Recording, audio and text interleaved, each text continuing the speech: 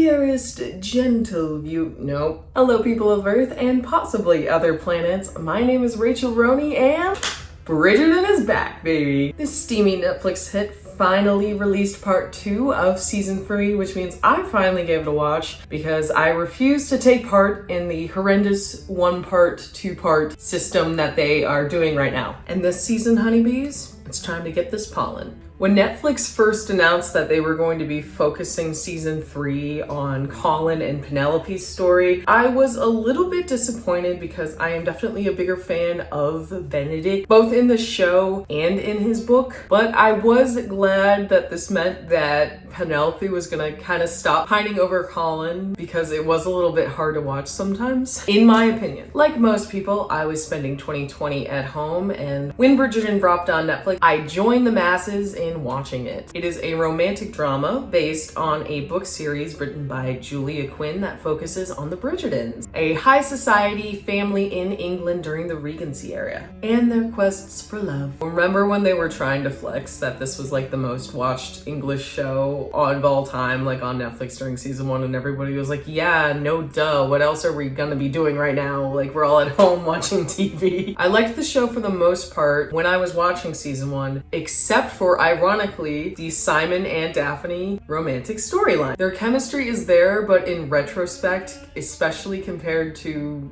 season 2 and Queen Charlotte, it is just not as good as it could be, especially with that one controversial scene. The other characters, mostly Benedict, Eloise, Lady Danbury, as well as the Lady Whistledown mystery, kept me a fan of the show and got me into the book series. And with season 2 being as great as it is, I am so glad that I stayed a fan. It is some of the best television out there and by far one of my favorite main plot lines. And Queen Charlotte was just as good, really helped build the world, and focused a little bit more on the romance aspect of everything, which I really enjoyed. So how does season 3 compare?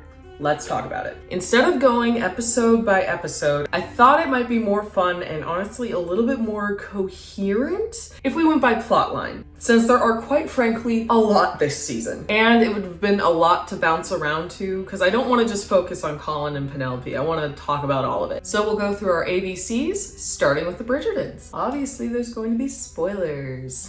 Anthony and Kate. Maybe I just wanted an excuse to talk about these two first. I love them. Quick recap, we're fresh off of Anthony and Kate's enemies to lovers season last year, where after Anthony courts and betroths Kate's sister Edwina, they fall in love over their shared background as eldest siblings acting as parents, devotion to family, and their competitive nature. They decide to choose their own happiness and live happily ever after. It's the best season and the best book, so go enjoy it if you haven't. Anthony is a lot softer this season, and I love it, and Kate is a bit more relaxed, and I think that that's really well deserved. They're back from their honeymoon, and although they try to go back to Viscount and Viscountess life, Kate suggests that they do a bit of a staycation since they deserved a break in between raising their siblings and raising their future children. And trust me, they want to spend a lot of time making that a near future endeavor. They come back expecting, and they hold off on letting everyone know until bigger news has passed during a game of charades. I love how competitive they still are and just how so much in love that they still are together. It's just so great. Like when they try to talk to Colin about how marriage is work and how it isn't always perfect. You think our marriage is perfect? Was it not? We are more than happy now, but it took us time to get here. And they talk about how perfect their wedding was, and it's like,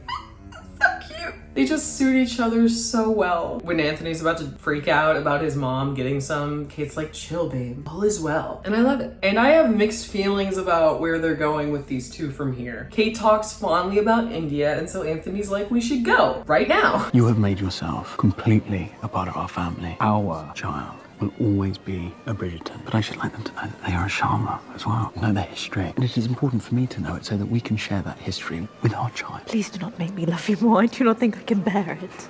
And like, as a biracial baddie myself, I found it sweet and a little bit hot that he wants to make sure that their kids experience both of their cultures growing up. But this makes no sense story-wise, and it's just a very obvious out in case the actors don't want to return. Like, why else would they take a months-long trip to India while she's pregnant? That seems like a bad idea. I feel like no explanation would have been a lot less jarring, in all honesty. Like what they did with another character this season. Anyways, Anthony's like, Whistledown isn't a Bridgerton. And I guess they leave for India before Fran's wedding because they're just gone. So that's a little sad. There's not a lot of time with these two, but ultimately they get the best scenes. And I love them. So of course I'm gonna like the scenes with them in it. Ultimately some of the best scenes this season. Moving on to Benedict and Lady Arnold. Best Bridgerton, let's go! Quick recap. Benedict is the classic second son who's more out and easygoing. He's an artist that's had some minor relationships that don't mean a lot plot-wise, and last year he started and left art school. He's been doing Viscount stuff while Anthony's away. So Benny Boy is still Eloise's emotional support brother this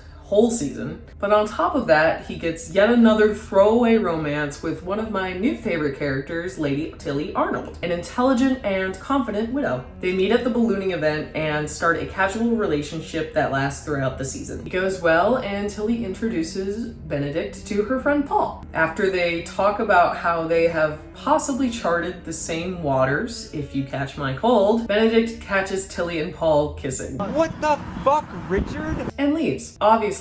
Tilly later explains that Paul thought that he and Benedict had something between them and talks to Benedict about maybe exploring that possibility more. It doesn't take long for the three of them to experiment together. He seems happy, but later Tilly says that the experience made her realize that she doesn't really want to share Benedict and that she wants something more than a casual relationship. He lets her down gently and they split friendly, and we get a bit of foreshadowing for his story when he mentions coming back next year for the masquerade ball. If I'm being honest, it feels like they didn't really have a lot for Benedict this season, so they were just like, hey, let's rectify the queer baiting from season 1 and make him bi. And I'm not mad about it. I'm very glad that they addressed it. But I think that we maybe should have just stuck to book order and let Colin and Penelope figure some stuff out while Benedict got his own story. But then again, if we did that, I'm not entirely sure how the bi-awakening plotline really would have fit in. I'd still want that. He's just not doing anything for like half of this season, and it's just a little bit disappointing. Bring back the art for this disaster bi. But speaking of Colin and Penelope, this season focuses on these two. At least that is how the main plotline is supposed to be. Quick recap. Penelope and Colin have been friends forever, and Penelope has had a crush on Colin for forever and a half. While she's been pining for him these last few seasons, she's also secretly been Lady Whistledown. He's only been friendly and sometimes a little bit flirty with her, but last season he drew the line when she overheard him saying that he would absolutely never court her. Sidebar, Lady Whistledown is this anonymous gossip columnist that everybody loves and reads and adores, but nobody knows it's Penelope. We just know it's Penelope, and then a few people figure out it's Penelope, and yeah. Now she's back as Lady Whistledown in sort of like a revenge bod kind of way, while dealing with losing Eloise as a friend. We'll get deeper into that in her segment. Colin, who up until this point I found a little bit boring, yet kind, turns into like this dashing and suave, charming kind of rake,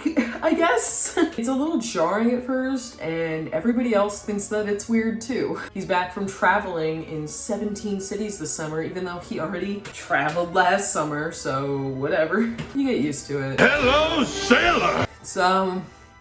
It's a little hot in here. He's all travel blogger now, which is a lot more fleshed out in the books. I get where these girls are coming from, though. I'd fold. If I did, you would swoon. We cannot have that. How is it possible that your dance cards for the season are not yet full? You are flowers in bloom. My stories from abroad are not suitable for such tender young ladies. Men will be fighting over you. They cannot compete. Like a menu. Penelope is over her family and this spinster shit, so this season she is determined to find a husband. Glow up time, baby! And although she looks stunning, she's still super awkward. But after talking to Francesca, she starts being herself around Lord Devling, who's like this super cute plant daddy. Hello! After Cressida embarrasses her in front of Lord Devling, she talks to Colin about why she never wrote back to his letters. I don't know, man. Maybe it was because you were a pinhead. You missed me, but you would never court me, is that correct? Telling everyone how you would never, ever court Penelope Featherington. Perhaps we should talk about this somewhere more private. Because I embarrass you. So she goes off to write about how awful he is on her Wattpad page. Colin comes to apologize, and then he offers to help charm her way to finding a husband. Colin, I cannot have you with me whispering into my ear in every ballroom. You will not need that. She agrees and she regrets what she wrote about him. Someone in the park goes horribly wrong, but Colin assures her to just be herself and not what everybody expects her to be. The next lesson's at Bridgerton house where they pretend to be at a ball. Surely nothing intense and super romantic will happen here. Your eyes, a most remarkable shade of blue, yet somehow they shine even brighter when you are kind.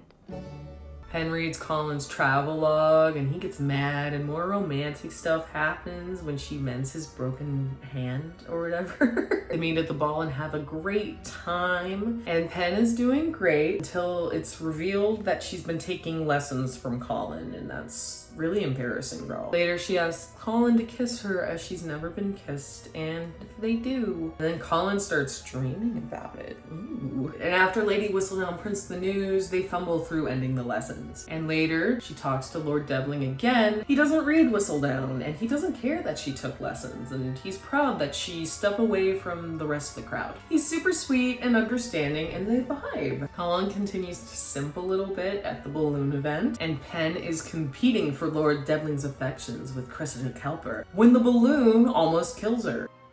I wonder what she was staring at. Devling and Pen vibe again, and he brings her a plant for her window so she has something from his world while she reads. That's so sweet. He's going on an expedition for 3 years to save birds or something. They talk about books and him leaving, which she's fine with. He also talks to her about proposing. Colin drinks away his sorrows and his mom's like, hey, maybe just like tell her how you feel. And then he ruins Penelope's chance with Lord Devling by being all like, he's not who you should be with in the middle of a party. Her mom's like, what the hell did you do? And she's like, really? That's what you're asking me right now? Not am I okay? And then she runs off and then he runs after her, and then the carriage scene happens and things get intense. Before I even watched this season, I heard about the carrot scene. Colin and Pen get engaged rather abruptly. Everyone is shocked, and things kind of just awkwardly fumble romantically between them. There are a lot of sweet moments, sure, but it's weird. Just out of nowhere, Colin acting like this. But I will say that Colin going off on Lady Featherington was very satisfying. But other than that very intimate carriage scene, the romance feels a little forced, just a tad. And it's really not the actors' fault. They have great on-screen chemistry. For another intimate scene, Eloise is ticked off that Penelope hasn't told Colin that she's Lady Whistledown, and says that if Pen doesn't tell him that she will. But Colin hates Whistledown even more now that she's dissed him, on top of scandalizing his sister and ruining his first engagement. So when somebody else claims to be Lady Whistledown, Penelope kind of just faints. It's a lot. It's overwhelming. Eventually, Colin follows Penelope to her printer and he finds out, and he is super grumpy about it because she lied. He says that it's because of the lying, but he's also definitely just a little bit jealous that it's her, that she's a good writer and she read his travel log and like offered to help, but he was like, no, like I want it to be good for you, babe. And she's like, thanks.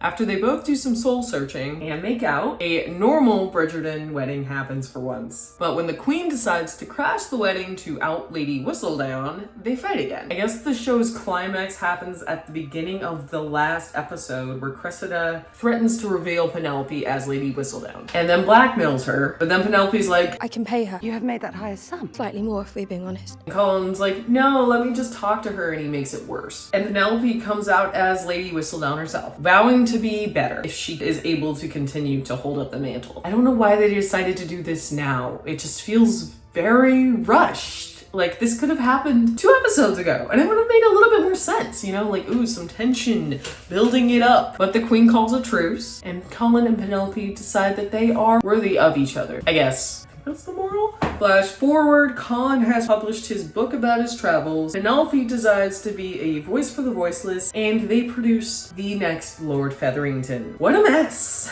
Some sweet things are said for sure, and the intimate moments are good. Like I said, the actors have had really good chemistry these last few seasons, and they have good chemistry now. It's really just poor writing and storytelling, honestly. Where is it going? What's happening? Hello? In the book, it makes more sense. It has been a few years since Colin dissed Penelope, and he knows immediately that he did that. And he spends the book trying to find his purpose, and it really hurts him to know that his wife has accomplished so much as an author, and he's just been like directionless. But she tells him that his writing has value in these travel logs. And then at the end, they do both of their thing, and he reveals her as Lady Whistledown. Is it pathetic?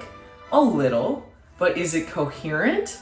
Absolutely. Penelope's actions and reactions seem very streamlined this whole season because we know what motivates her, what has been driving her up until this point. But Colin's realizing he's in love with her just feels a bit chaotic, and it just really doesn't make a lot of sense. Ruining an engagement, doing stuff in a carriage. I don't know what I'm allowed to say on YouTube yet. They're doing stuff in a carriage that's not exactly PG, and then just deciding to stumble in and announcing your engagement without, I don't know, talking to her about it first is a bit much. Dude, I get like the honor in doing it after doing an intimate thing, as well as them admitting that they have feelings for each other, but the words, "will you marry me?" are still really important to have with your future partner in any century. It feels like love bombing, but I don't know if that's the accurate term for this. I'm not a psychologist. It's just a whirlwind from proposal, telling the mother off, getting a ring, showing her the house, having sex, a love declaration in the middle of all of it within 24 hours.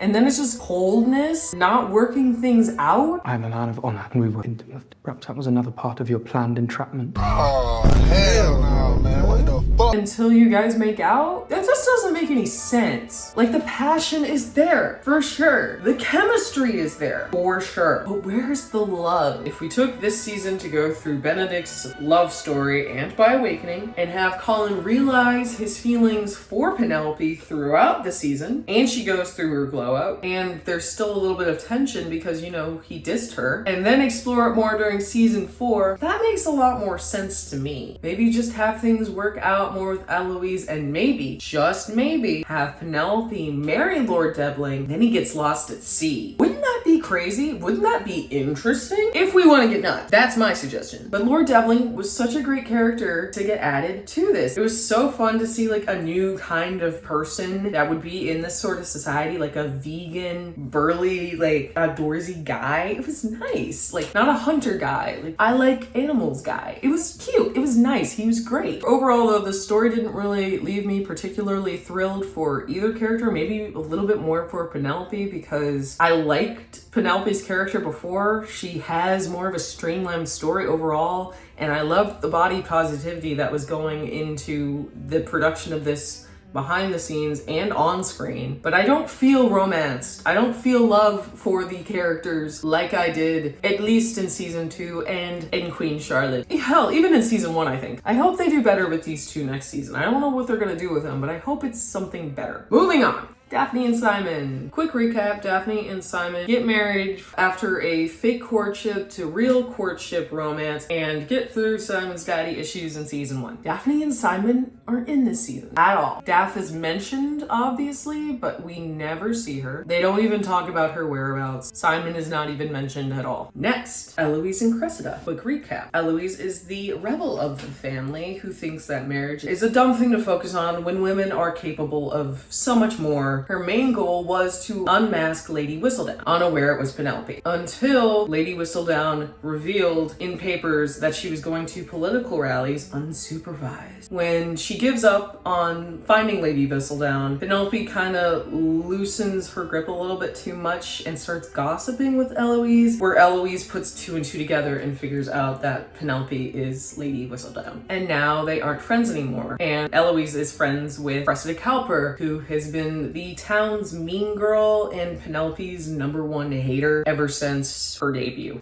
Eloise and Pen's aren't friends anymore, so she's friends with Cressida, and it's a little bit strange. But Cressida was nice to her over the summer. Eloise is also going through kind of a soft rebrand where she's a little bit more conformatory toward society debutante life. Cressida was being a bitch toward Penelope at the ball, the first ball that they went to, and it was really embarrassing to Eloise, so she asked her to stop, and Cressida told her that she would try to do better. They actually become really good friends. Cressida going as far as to say that Eloise is her only real friend. But whatever Penelope did to lose your friendship, you are right. She is undeserving of my attention and of yours.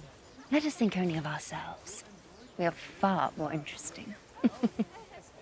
I'm inclined to agree with you.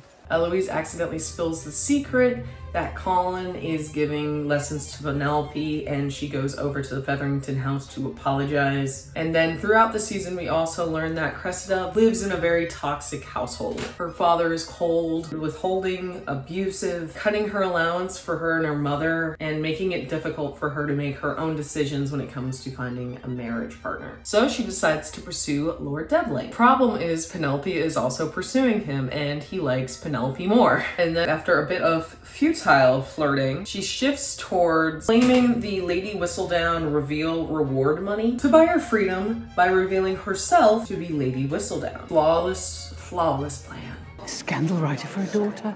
Can you imagine? Ironic.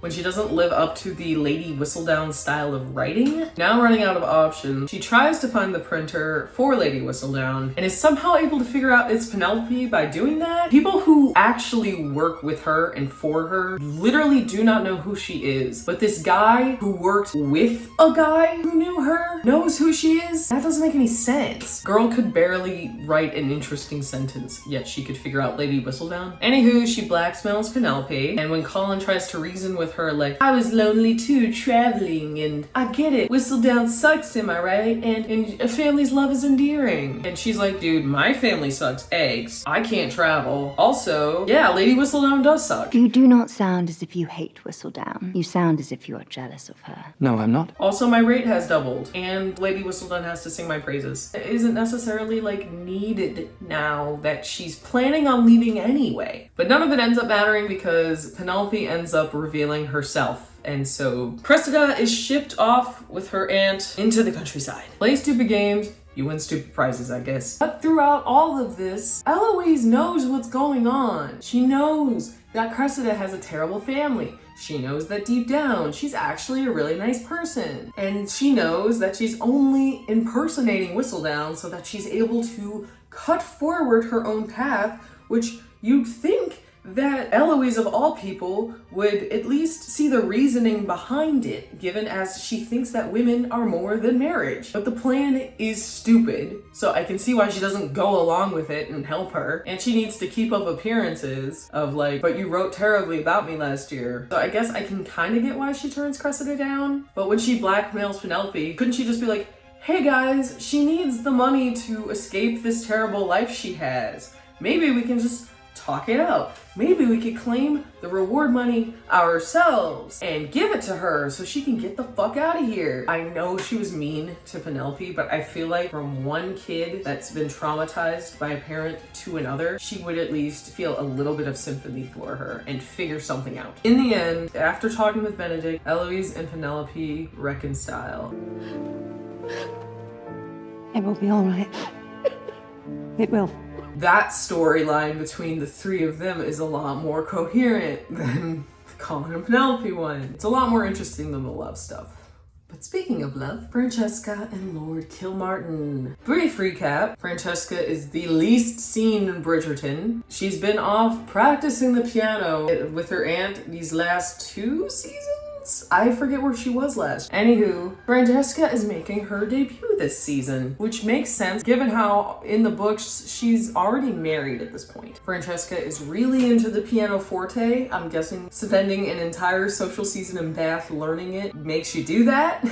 She's not psyched to be in society, but she's not mad about it either. She's just realistic about the fact that a love match is rare. She's trying, but her real love's the piano. After she plays the piano by herself at this celestial ball, she impresses the queen with her desire to perform for herself and not for the satisfaction of others. So the queen makes Francesca the sparkler of the season. She's now barraged with a sea of suitors who, if they are musically inclined, are more like, isn't this piece so romantic?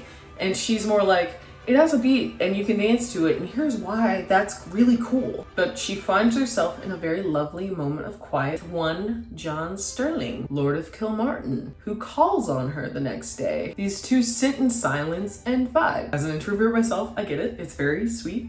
She really likes him and he's super polite. They run into each other while shopping. He asks her about the music that's playing, and when she gives a very technical Will Burton kind of answer as to why she doesn't like it, he runs off, hurting her feelings, but later gives her the same music exactly how she imagined it. It's so sweet. This is all very good and sweet and romantic, except that the queen wants her to get with Lord Samudani, and now they're afraid to tell the queen that they have fallen in love. Violet is also afraid and a little bit confused about the pairing, at one point doubting it, but in the end is just happy that Francesca found love. I love the fact that how she doesn't, even though she doesn't always understand her daughter, after they just talk about it and communicate, she supports her after they communicate just a little bit about their feelings. John and Francesca decide to be a little bit more bold in declaring their love, dancing at the wedding breakfast. And when the queen crashes Colin and Penelope's wedding, Fran tells the queen that she loves John. I am engaged to Lord Kilmartin. I have been humbled by your majesty's interest in my prospects, perhaps so much so that I have not been bold enough in declaring myself, but I love Lord Kilmartin and I plan to marry him. Your majesty's blessing, of course. And Her Majesty doesn't give a single shit. So they get married in a small ceremony at Bridgerton House, and they are set to depart for Scotland with Eloise in tow and John's cousin Michaela. Wait a second. Spoilers for When He Was Wicked. As I've said, I have read the books, at least most of them. I have read the prequels up to a bit of When He Was Wicked. I know enough. So for those seeing the online discourse around this scene, let me break it down a bit. Like I said, at this point in the books, Francesca has actually already been married to John. And there's a bit of there's a few time skips, but there's a time skip between Benedict and Colin's book. And in the books, Francesca and John fall in love. They move up to Scotland and meets John's best friend and cousin, Michael, who falls in love with Francesca immediately, which is really inconvenient because she's getting married to John the next day. John tragically passes away at the beginning of When He Was Wicked, leaving Michael to become a Lord Kilmartin. And then a lot of other stuff happens, but eventually the love story ends up between Michael and Francesca, and they live happily ever after. Which is why the internet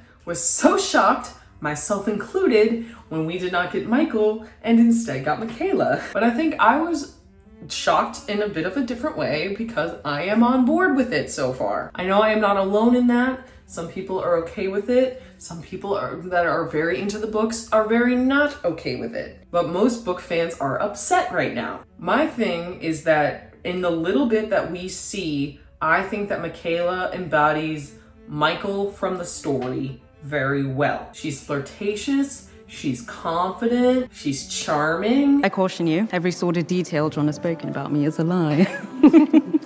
The truth is power. The book is literally titled When He Was Wicked. They're rakes. They're wicked-minded people. And Francesca is clearly taken by her. A lot of people are saying she might be a lesbian, but I genuinely think that she's just bi. She genuinely loves John in the books, and I think it's pretty clear in the show that she loves John too. I think that she only hesitates to kiss John during their wedding because, one, I think this is the first time she's ever been kissed, and two, she's extremely shy and she's kissing the love of her life in front of her friends and family, and that's very daunting. But there is some gay panic, as one has. I'm Francesca. Bridgerton. Kilmartin. Kilmartin is my name now.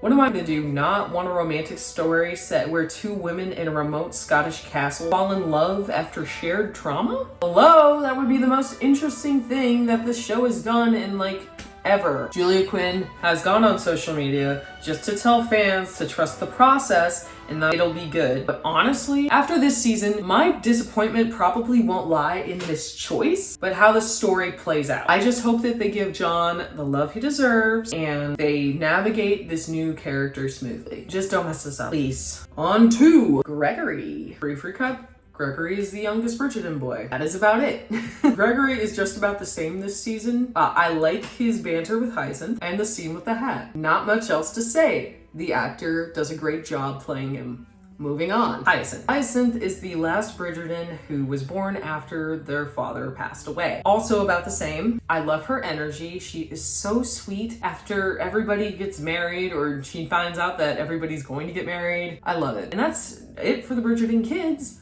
Moving on to Violet Bridgerton and Sir Anderson. Brief recap, she is the matriarch of the Bridgerton household. Violet is the supportive and loving mother of all 8 kids, obviously. She values love over good matches and is best friends with Lady Danbury. She's also kind of close to the Queen and she enjoys being Viscountess. Violet gets her own little love story this season on top of guiding Colin and Francesca through their loves by guiding Colin and saying, love starts with friendship. And then guiding Francesca and saying, love starts with a spark. What is it? She means Marcus Anderson, who happens to be Lady Danbury's brother. The two hit it off, and Marcus reveals that he's looking for a love match after a friendly but non-romantic marriage. She tells him that she needs to get her ducks in a row before making any romantic pursuits, and he says that he needs to do the same. We'll get into it later. And after reconciling with Francesca, she talks to Lady Danbury. They say sisters before misters. It is certainly not my place to give or withhold a blessing on the matter. You are both adults. After all, it is not as though I asked your permission. I know my father was a good man, and that you have been a very good friend, and that is all I need to know.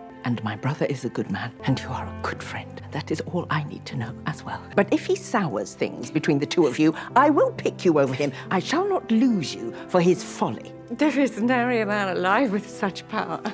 Love these two. I'm glad that Violet gets a pretty well done story overall. And Lady Danbury and Violet are like, they're like this. I love them. Love those two. Now, on to the rest of the cast. The Featheringtons. Brief recap. Portia Featherington is the brash matriarch of the Featherington girls. Prudence, Philippa, and Penelope. Her husband is dead after a gambling addiction in season 1, and when their cousin Jack or Uncle Jack comes to take over the Featherington household, the Lord Featherington title, it turns out he's a swindling bum, and she kicks him to the curb. Prudence is a bitch who got married off screen, and Philippa is sweet but simple, and honestly, the romance that she has with Mr. Finch is like the best romance in the whole fucking series. It's very healthy and sweet, and I love them together. Basically, Lady Featherington is lying her ass off so that they can stay in good standing this season for once and keep the finances in order. And this solicitor talks to her about this forged document that she made up, basically saying that when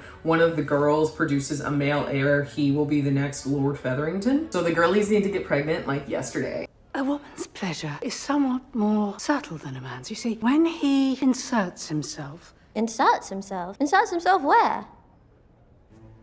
Girl. Both end up pregnant and spend the season trying to get back into their mother's good graces and being nicer to Penelope. Why? Because Colin caught Portia yelling at Penelope about how she was making a huge mistake going for Colin when she had a perfectly good match and that she was making a mistake in marrying him. But in reality, she didn't know that it was a genuine love connection and she was just trying to look out for her girl, you know? Featheringtons support one another.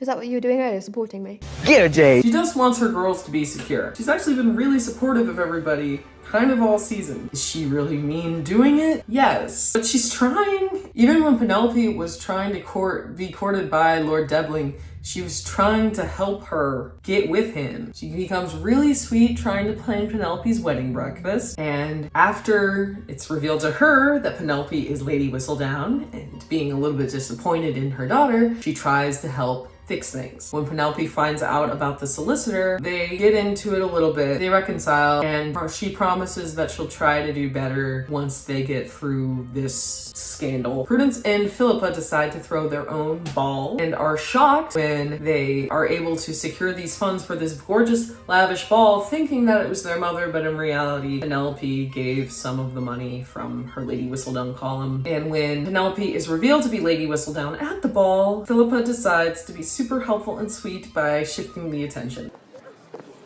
Now, Barney! The bugs!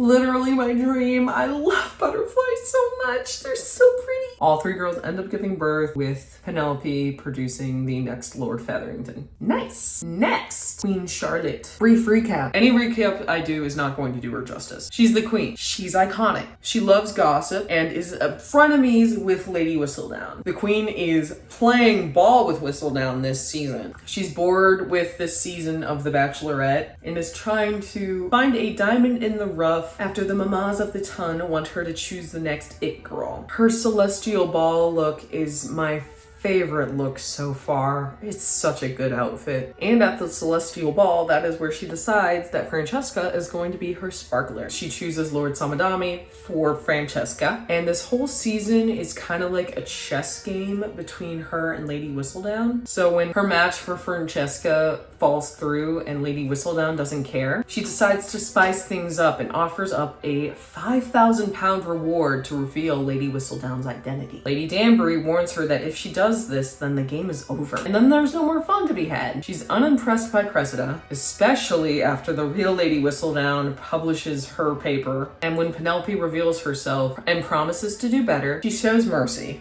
She seems humbled, but we will be watching that she remains so. What is life without a little gossip?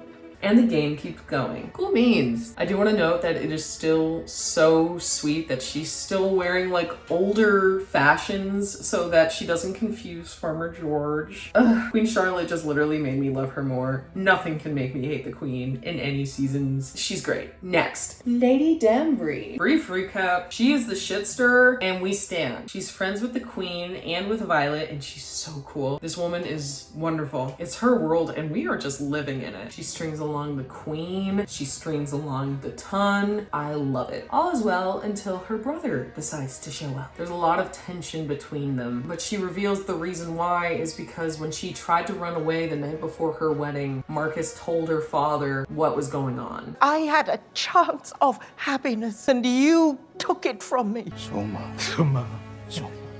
You think you can call me by my born name and right the wrong? Marcus later explains that since he was 10 years old, he didn't realize what she was running away from. All he knew is that the world was dangerous for a young girl, and he wanted to prove himself to her and wished that he'd stood up to their father. She was afraid that when he came, he was going to take her happiness away, and she just decides to let him be a part of her happiness instead. At last, my life is full of joy, and I've been afraid you would take it away from me. Any joy I am after, I deeply hope you are a large part of. And they reconcile. She also stays when the queen says that everybody that isn't a Bridgerton can go, and honestly, we stan it. It's iconic behavior. She tells Penelope that she's proud of her when she's revealed to be Lady Whistledown and that she always suspected it. Danbury stays winning. Next, the Mondricks. Very brief recap. Will Mondrick was a boxer who now runs a gentleman's club with his wife, Alice. The Mondricks are moving up, baby. Their son has become the new Lord Kent, and now they are trying to adjust to their new life as part of society. Although Mr. Mondrick is trying to do things the old way, Mr. Mondrick thinks that they should do things their way instead. So they get new wardrobes, they come and go to events as they please, and they keep the club. That is until everybody in society is telling them to sell the club, because society members don't work. After a bit of time and a little bit of frustration, Will sells the club, and they throw a ball to throw themselves into society. The queen comes and this flower thing happens.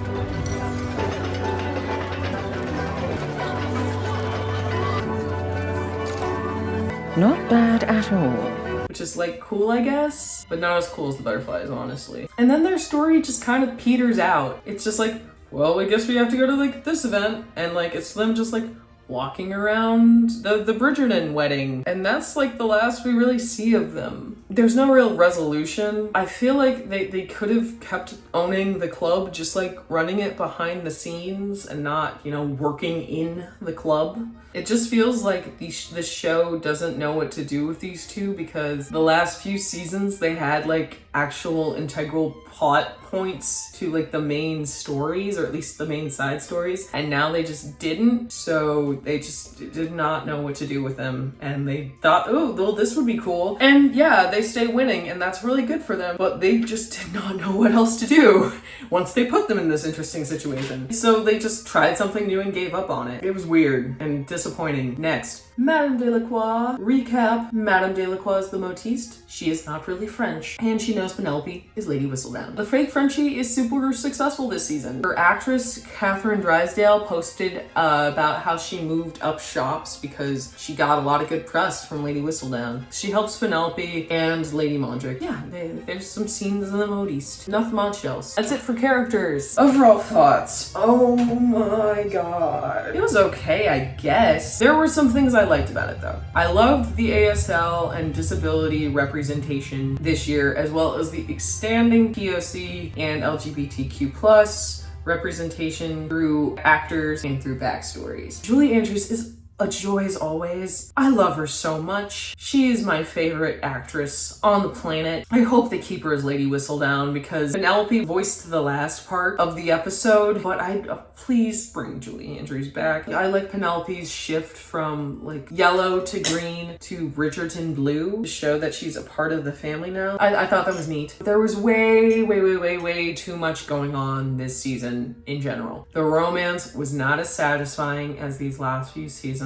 Like I said, not the actor's fault. I found out that the season got a new showrunner, so it made a little bit more sense as to why this season was so off. I understand that we have a lot of characters to grow over, and a lot of different characters are going to be a lot of different people's favorites. We can't just ignore people, you know? These characters have already been established. We don't have to, you know, focus on a lot of the romantic aspects. But that doesn't mean that they're any less important than if we were meeting Penelope for the first time or something. It's strange to come at it from that angle too, though. The female lead has not really changed motivations or her personality or desires. And you've done a complete 180 of the male lead after establishing who he is for 2 seasons. Like, why change that now when we already know who Colin Bridgerton is? Like, why don't we just expand on that? Hardly know myself. What were you thinking then? I was thinking that I simply wanted the Colin I know back. Not this stoic man you returned as, acting as if you care for no one and need nothing. And some characters are just honestly less important than others, so don't give them half of a storyline. If you're going to give them a storyline, give them a full one, or give them just a storyline that can be fulfilled